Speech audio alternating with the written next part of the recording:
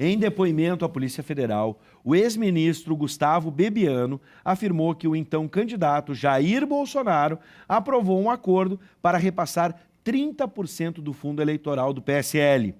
O destino do recurso seria o diretório do partido em Pernambuco. Para analisar o cenário político nacional, nós contamos com a presença do cientista político Marcos Rocha. Seja muito bem-vindo, Marcos. Obrigado, Luiz. Bom, vamos começar primeiro com essa questão, né? O noticiário da semana passada estava com foco no caso Marielle. Mas, vira e mexe, o partido do presidente, o PSL, volta às manchetes. Essa relação tumultuada entre a família Bolsonaro, os Bolsonaro, e o partido vai ter fim algum dia ou vai se arrastar durante o mandato inteiro do presidente? Sempre naquela perspectiva que eu já te perguntei em uma outra oportunidade e quero ver se tu continua pensando similar. Isso é uma estratégia? Ou isso eu fico pensando, se é uma estratégia, alguns dizem que é balão de ensaio, tumultua as manchetes e realiza outras coisas em Brasília e assim as coisas vão acontecendo. Se isso é intencional ou se é, como alguns dizem, uma inabilidade política em deixar o clima tumultuado. Isso é lucrativo ou não para o presidente? Em primeiro lugar, o fato de ser intencional e de ser uma estratégia não necessariamente quer dizer que essa estratégia seja esperta, né? Ou o que vai dar certo.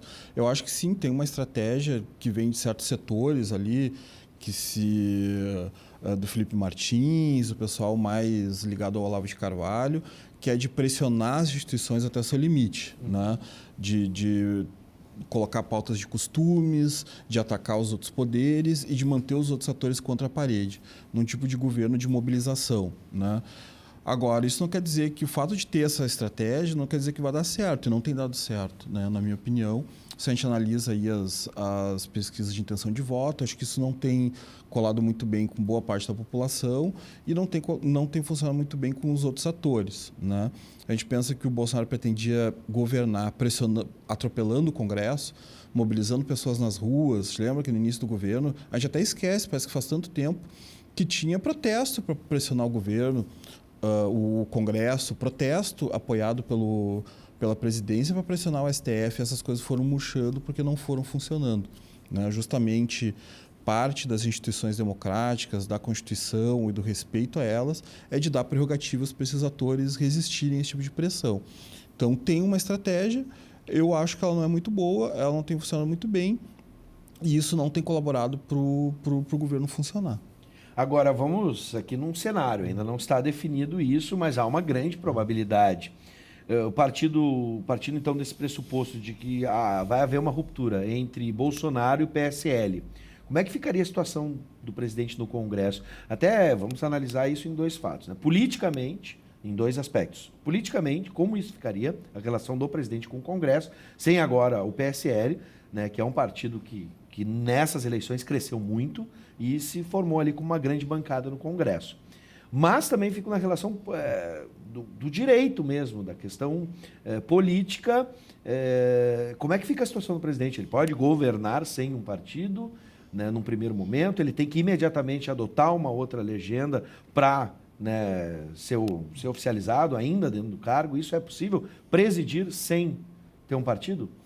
Historicamente, no Brasil, algumas pessoas viam nisso um grande problema. Os presidentes governam não sem partido, mas com partidos que têm minoria, né? Mesmo o caso do PT, com a maior bancada, por exemplo, nunca teve maioria do Congresso. Precisa negociar. O Bolsonaro sempre vinha e dizia, olha, essa negociação ela é onde ocorre a corrupção. É onde tu tem um processo de corrosão das instituições, né? E não necessariamente isso é verdade. Quando tu tem troca de emendas por votos, isso é algo totalmente normal.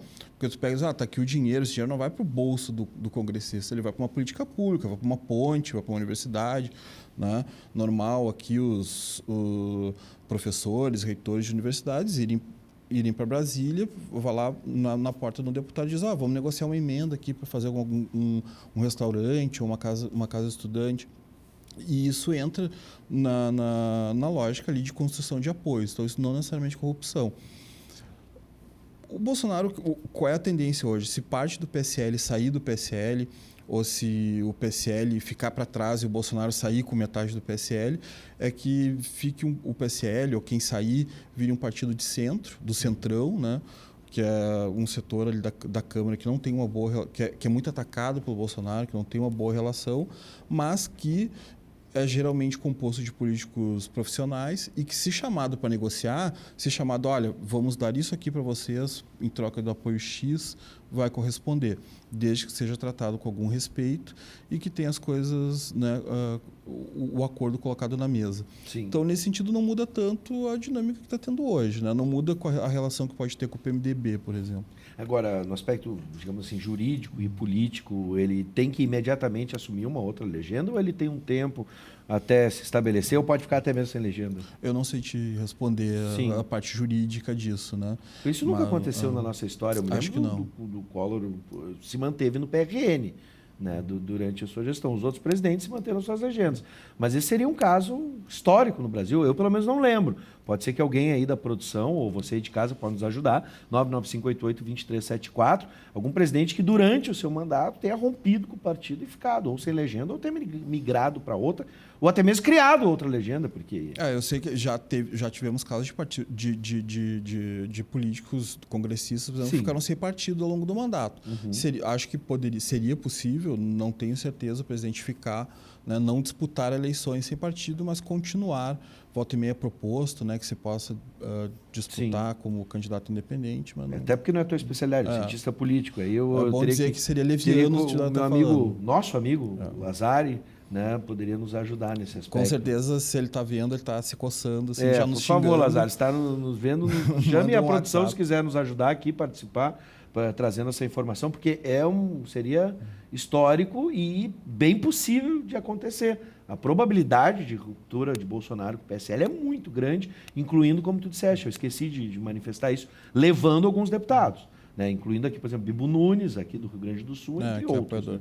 A grande dificuldade dele é o seguinte, se ele cria um novo partido, como ele ameaçou na entrevista da Record, e mesmo que leve todos os deputados, bom, o PSL vai brigar por essas vagas, porque, né, a vaga do partido, o fundo partidário não vai para o partido novo, então mesmo que ele crie um novo partido ou vá para outro, tendo em vista as eleições do ano que vem, as eleições municipais, ele não o carrega fundo partidário não vai junto. O tempo de TV que o PSL ganhou, totalmente surfando na onda bolsonarista, não vai junto. Então, isso meio que força o casamento. O Bolsonaro gosta muito de usar metáforas de casamento. Força que eles tentem uma terapia de casal e continuem juntos, né? Bom, na semana passada, o Jornal Nacional veiculou uma reportagem em que envolveu o nome do presidente na investigação do caso do assassinato da vereadora do Rio de Janeiro, Marielle Franco. Os últimos dias foram marcados por uma troca de farpas entre a Rede Globo e Bolsonaro, inclusive com vinheta da Rede Globo, que eu nunca tinha visto isso, né? E a pergunta que fica no ar é a seguinte: quem sai mais fortalecido dessa batalha? Num primeiro momento, quando eu via um clipe que a Rede Globo lançou, não sei se tu chegaste a ver, uma música de uma cantora popular aqui, jovem, né? Acho que é a Ludmilla, se eu não me engano, e com imagens do Bolsonaro do vídeo que ele fez, né, contra a Rede Globo, se manifestando contra a Rede Globo. Me chamou a atenção, porque a Globo, tipo assim, a impressão que eu tive pela Rede Globo é tipo, compramos essa briga mesmo, né? Agora é briga mesmo, é Rede Globo contra Bolsonaro. Quem é que sai fortalecido? Porque eu fico pensando que talvez os dois ganhem nisso. Porque muitas pessoas que seguem Bolsonaro hoje têm como grandes inimigas a Rede Globo. Isso também fortalece esse lado. Esse setor do governo que gosta de colocar os eleitores, os cidadãos contra a parede como uma estratégia de mobilização, tem apostado muito, né, na mídia, nas ONGs, né? Sempre tem um inimigo interno ou externo para estar pressionando, mobilizando as pessoas, para estar agitando o pessoal. E não é de hoje que é a Globo, a Folha de São Paulo, né? Esses grupos que, enfim, sempre foram criticados pelos outros governos. Eu acho que esse nível de conflito entre a Rede Globo e o presidente, como está tendo, a gente nunca teve antes, eu acho, né? A não ser, sei lá, durante o governo Vargas, aquelas coisas lá que chegou nos níveis mais extremos. Hoje tu teve Teve o vazamento, suposto vazamento de que as investigações do caso Marielle teriam chegado em alguém com fórum privilegiado. Hoje, o Ali Kamel, que é diretor de jornalismo da Globo, emitiu uma nota dizendo, olha, que estranho, alguém muito próximo do governo nos procura, diz que tem um furo. O presidente já sabia que teria um desmentido do furo, que é o vídeo aquele do Carlos Bolsonaro, gravando a secretária eletrônica, que desmentiria o tal do furo. Mas ele não diz isso. Ele fica segurando e acusando a Rede Globo. Agora, antes de chegar aqui, estou olhando no celular, já tem a notícia de que aquele vídeo, o porteiro que aparece falando no vídeo do Carlos, não é o porteiro que deu o depoimento. Sim. Então, assim, são tantas reviravoltas, e a sugestão do Ali Kamel, na nota dele, que fica no ar, é de que a Rede Globo teria sido manipulada por uma fonte de dentro do Planalto para noticiar o envolvimento do presidente e aí talvez criar um conflito fictício, fabricar um conflito. Né? Esse nível de manipulação, de jogo e de trapaço, acho que a gente não tinha visto ainda. É mais para o meu lado agora, que sou comunicador ou jornalista, mas fico pensando também se isso não é um risco da Rede Globo assumir quase que publicamente, mesmo que indiretamente, mas de maneira pública, como foi, no hashtag Isso a Globo Não Mostra, se isso também não pode ser prejudicial, essa troca de socos, né, literalmente com o presidente da República pro lado da Rede Globo. É até difícil de dar opinião, né? Porque o que é fato aí? Qual é a questão concreta que a gente está lidando? Né? Bom, o fato me parece que há um desconforto entre os dois. Quando a Globo cria essa vinheta e quando o presidente, numa gravação, se manifesta diretamente e fala mais de uma vez, a Rede Globo ataca mais de uma vez, está claro que há um desconforto, né? Não é contra a mídia em si. É contra a Rede Globo. A Rede Globo e a Folha de São Paulo, acho que são os inimigos preferidos. Né? Isso acho que é fato. Mas acho que ele escolheu esses inimigos. Né? Não partiu das empresas de comunicação.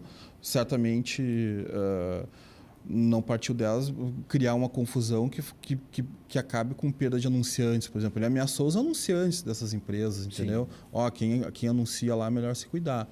Então, isso faz parte dessa estratégia do governo de criar inimigos. Precisa sempre ter um inimigo para dizer, olha, como a gente tem uma dificuldade aqui e tentar mobilizar esses 30% da população que apoiam ele. E é para esse setor que o governo está funcionando. Outra questão polêmica, o filho do presidente Bolsonaro, Eduardo Bolsonaro, afirmou em entrevista que se a esquerda, abre aspas, radicalizar, uma das respostas do governo poderia ser um novo AI-5. Diante dessa repercussão, ele recuou e pediu desculpas. Como é que vocês analisam essa questão? Ainda é uma estratégia de palanque eleitoral ou a intenção é tirar foco das coisas que incomodam o governo? Uma declaração parecida foi aquela, a gente pega um soldado e outro, fecha o Congresso, coisas do tipo. Esse avança e recua com pedidos de perdão, é o objetivo disso? De criar notícia, né? De criar fato, de criar meme. Eu não sei o quanto eles acham que isso é viável, o quanto eles estão testando, né? A capacidade do Congresso dar uma resposta, a capacidade da população dar uma resposta. Eu não acho, mas aí é pura análise de conjuntura, né? Que tem espaço para esse tipo de coisa hoje em dia. Seja por causa do Congresso, mesmo por causa dos militares, ninguém tem interesse numa coisa dessa que possa levar ao fechamento do Congresso, né? À cassação de liberdades individuais, como teve no AI-5. Mas o que eu acho que pode ser possível são pequenas reformas que, de alguma forma, diminuam certas garantias. Né? São reformas não tão drásticas, que não mudem o ambiente institucional como foi o AI-5, mas que de alguma forma vão limitando aos poucos o exercício da imprensa independente. Né? Pode não cassar a licença da Globo ou não renovar a licença da Globo, mas daqui a pouco limita um pouco, né? Como o Trump fez, por exemplo, nos Estados Unidos, com imposto sobre papel, matou uma quantidade de jornais locais que existiam lá. Então, acho que pequenas mudanças que restringam direitos é o que vai estar vindo. Para fechar, nesta semana, o governo de Jair Bolsonaro encaminhou ao Congresso 6 conjuntos de medidas que, nas palavras do ministro da Economia, Paulo Guedes, são uma espécie de uma reforma tardia do Estado. Dá para a gente dizer que, pelo menos as pautas quanto à reforma da Previdência, entre outras, na área da economia, avançaram e conseguem um certo consenso no Congresso. Paulo Guedes e a turma do Ministério da Economia, eles navegam em águas tranquilas, dá para dizer assim? Eles vão conseguir progredir mesmo com todo esse tumulto? Acho que não. Acho que a reforma da Previdência não foi tranquila, né? Acho que tem... quando precisar, o Congresso vai dizer, olha, não, nós temos a nossa reforma, como tem sido com a discussão sobre a reforma tributária, que ficou em segundo plano. Não sei como vai ser com a reforma administrativa, que vai mexer com os servidores públicos. Eu acho que ninguém, em sã consciência hoje no Brasil, diz que as coisas têm que ficar como está. A questão é, e aí eu vou linkar com o que eu falei sobre a diminuição de certos direitos e garantias individuais. A gente tem espaço hoje para discutir, por exemplo, estabilidade do servidor público.